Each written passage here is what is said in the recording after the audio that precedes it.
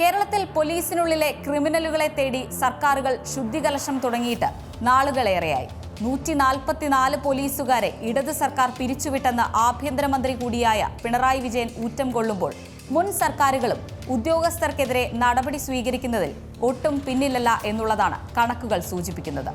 115 പോലീസുകാർക്കെതിരെ നടപടിയെടുത്ത വർഷങ്ങൾക്ക് മുൻപ് ഉമ്മൻചാണ്ടി സർക്കാരും ഇക്കാര്യത്തിൽ മാതൃകയായിരുന്നു.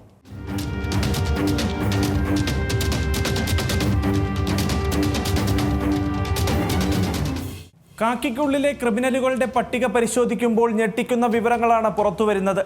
പൊതുജനങ്ങളുടെ ജീവനും സ്വത്തിനും സംരക്ഷണം നൽകേണ്ട പോലീസുകാർ തന്നെ ക്രിമിനൽ പ്രവർത്തികളിൽ ഏർപ്പെടുമ്പോൾ നാട്ടിലെ ക്രമസമാധാന അന്തരീക്ഷം കൂടിയാണ് തകർക്കപ്പെടുന്നത്. വിവിധ അച്ചടക്ക നടപടികളുടെ പേരിൽ സംസ്ഥാന പോലീസിൽ 10 വർഷത്തിനിടെ മാത്രം പിരിച്ചുവിടപ്പെട്ടത് 380 ഉദ്യോഗസ്ഥരെയാണ്. ഇതിൽ ഗുരുതര കേസുകളിൽ പ്രതിയായ 144 പോലീസുകാരും ഉൾപ്പെടുന്നുണ്ട്. രണ്ടാം പിണറായി സർക്കാരിന്റെ കാലത്ത് 84 പോലീസുകാരെ പിരിച്ചുവിട്ടെന്ന് DGP റവാഡ എ ചന്ദ്രശേഖർ വ്യക്തമാക്കുന്നുണ്ട്. 46 പേരെ ഗുരുതര ക്രിമിനൽ കേസിൽ ഉൾപ്പെട്ടതിനും 38 പേർക്കെതിരെ സ്വഭാവ ദൂഷ്യത്തിനുമാണ് നടപടി.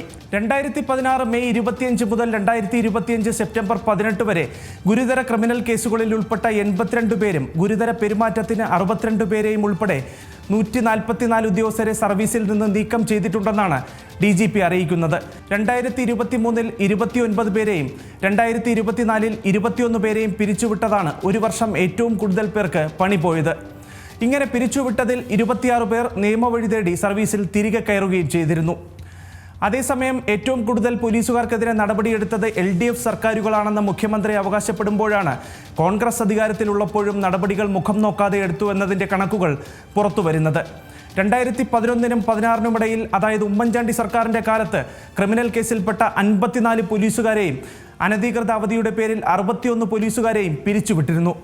ആകെ 115 പോലീസ് ഉദ്യോഗസ്ഥർക്കെതിരെയാണ് മുൻ കോൺഗ്രസ് സർക്കാർ നടപടിയെടുത്തത്.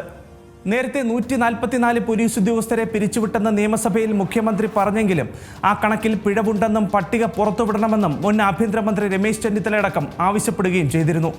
ഏതായാലും ജനങ്ങൾക്ക് നേരെ കയ്യൂക്ക് കാണിക്കുന്ന പോലീസ് ഏമാന്മാർക്കെതിരെ നടപടിക്ക് വിട്ടുവീഴ്ചയില്ലെന്ന് കേരളത്തിൽ അധികാരത്തിലിരുന്ന സർക്കാരുകൾ വ്യക്തമാക്കുമ്പോൾ അത് ഇത്തരം പ്രവണതകളിൽ ഏർപ്പെടുന്നവർക്കുള്ള കർശന മുന്നറിയിപ്പ് കൂടിയാണ്.